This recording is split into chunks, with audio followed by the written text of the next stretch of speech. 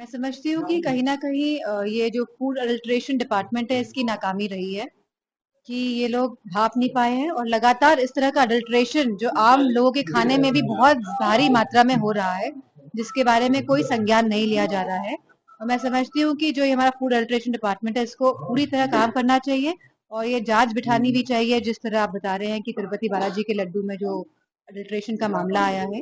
तो ये बहुत ही नाजुक मामला भी है क्योंकि कहीं न कहीं ये हमारे श्रद्धा से जुड़ा हुआ मामला है और इसी तरह की बात हमारे वृंदावन में भी सुनने को मिली है जहाँ पे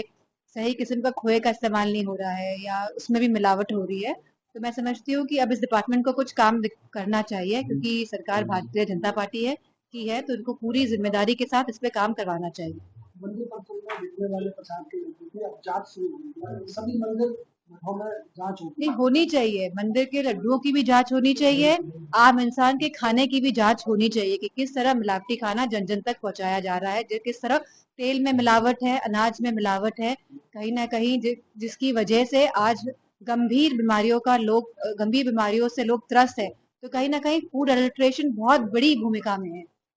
सुप्रीम कोर्ट ने 31 अक्टूबर का कैसे देखती है? मैं समझती हूँ कि बुलडोजर जो लोग चला रहे थे, हम जानते हैं कि मैनपुरी में भी बुलडोजर लेकर आए थे और किस तरह मैनपुरी के जो सभी लोगों ने एक साथ मिलकर इस बुलडोजर को वापस भेजने का काम किया। तो कहीं ना कहीं जहाँ सुप्रीम कोर्ट में इसमें रोक लगाई है तो ये बुलडोजर चलाना अपने आप में ही असंवैधानिक है,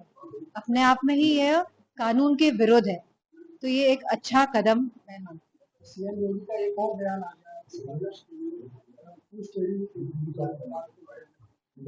मैं समझती हूँ जब से उत्तर प्रदेश के चुनाव के परिणाम आए हैं तो कहीं ना कहीं जो भारतीय जनता पार्टी के लोगों में एक टीस है, कहीं ना कहीं वो बड़े ही मायूस हैं और अपनी इस तरह की बातें करके मैं समझती हूँ कहीं ना कहीं अपनी नकारात्मकता को दिखा रहे हैं।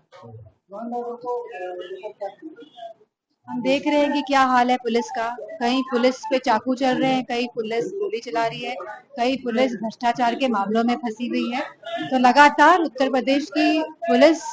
और जिस तरह लोगों को न्याय नहीं मिल पा रहा है, तो मैं समझती हूँ लॉ एंड ऑर्डर पूरी तरह से प्रदेश में बुरी हालत में है और खाली बुलडोजर दिखाने से या चलाने से मैं समझती हूँ ये एक तरह का परसेप्शन या एक तरह की धुंध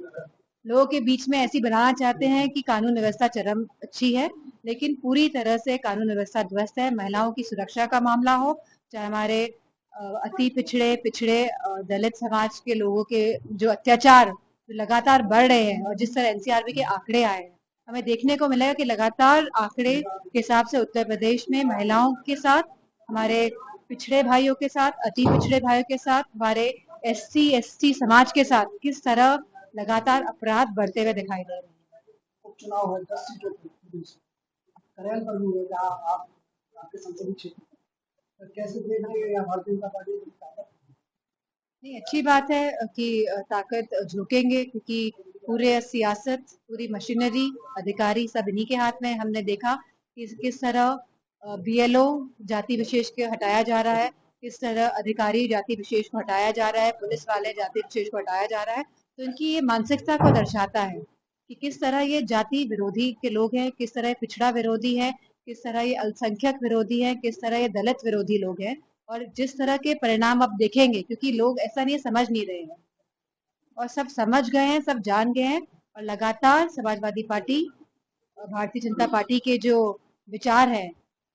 उसके विरुद्ध हमेशा खड़ी रही है और मजबूती के साथ खड़ी रहेगी, जो इनकी सांप्रदायिक राजनीति है इसके विरुद्ध।